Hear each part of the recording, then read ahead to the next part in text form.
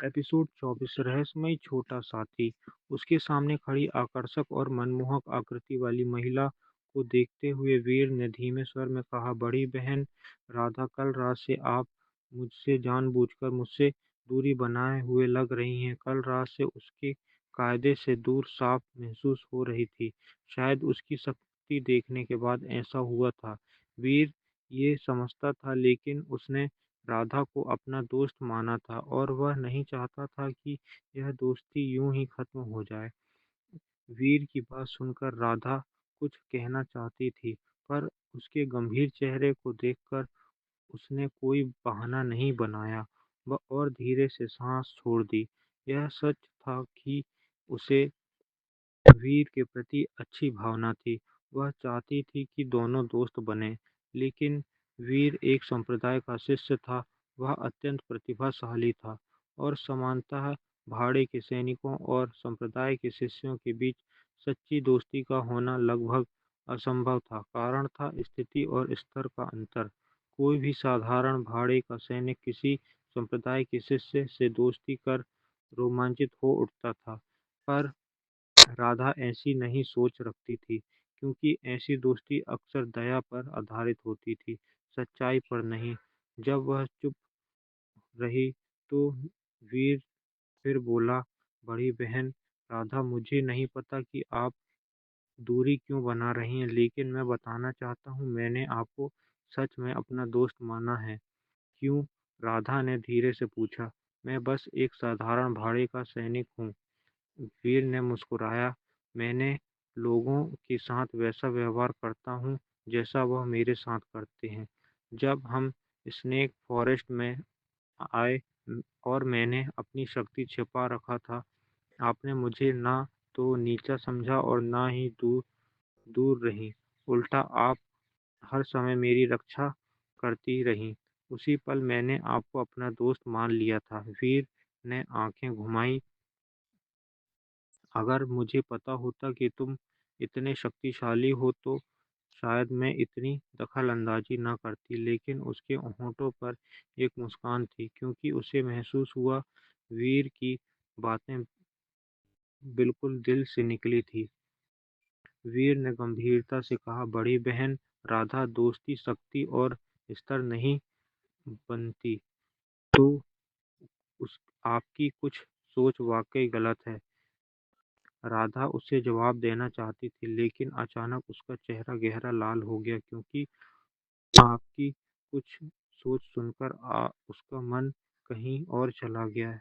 सच तो यह था, वह उससे इसलिए दूर नहीं हो रही थी कि वह साधारण थी, बल्कि इसलिए कि वे कहीं अपने विचारों पर काबू ना खोना पड़े। वह भी एक 16-17 साल के लड़के के बारे में। यह सोचते ही उसका चेहरा और ज़्यादा लाल हो गया। वीर ने यह सब देखकर हैरान हो गया। मैंने ऐसा क्या कह दिया? यह बेहिचक और साफ-सुथरी औरत अचानक शर्मा क्यों रही हैं? जब उसने देखा कि वीर उसे घूर रहा है, तो राधा ने जल्दी से अपना विचार दबाए और गुस्से से कहा, क्या देख रहे हो? वाह! वीर ने पूरी तरह निश्चुत्तर था। यह कहना चाहता था कि वह सच में समझ के बाहर है, लेकिन उसने खुद को रोक लिया। अभी-अभी तो उसने दूरी बनाना छोड़ा था, और अगर अभी उसे कुछ कह देता तो शायद उसे डांट देती। वीर ने अपनी कलाई मोड़ी और उसके हाथ में एक शक्ति ताबीज प्रकट हुआ।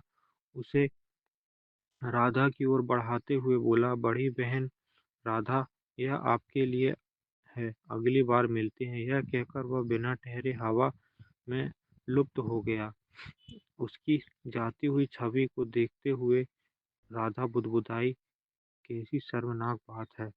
वह तो अभी 16-17 साल का ही है, मैं उसके बारे में ऐसी बातें कैसे सोच सकती हूँ।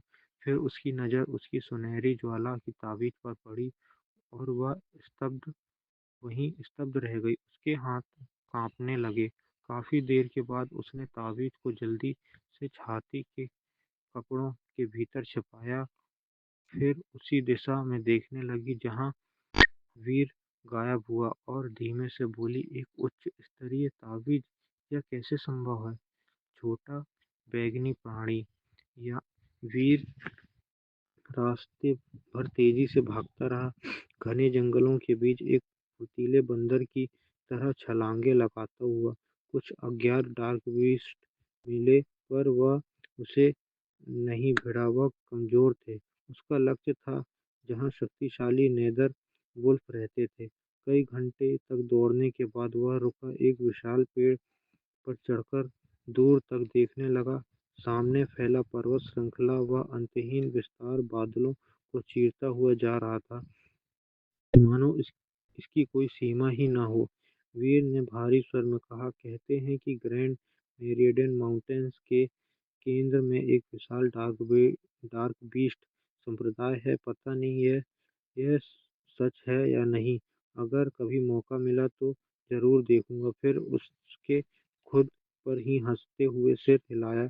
लेकिन अगर 20 दिनों में मैं बाहरी संप्रदाय का शिष्य नहीं बन पाया और 3 महीने में ल्यू छिंग्यू को नहीं हरा पाया, तो मेरी जान नहीं बच पाएगी। डार्क बीस्ट साम्राज्य देखने की बात ही दूर है।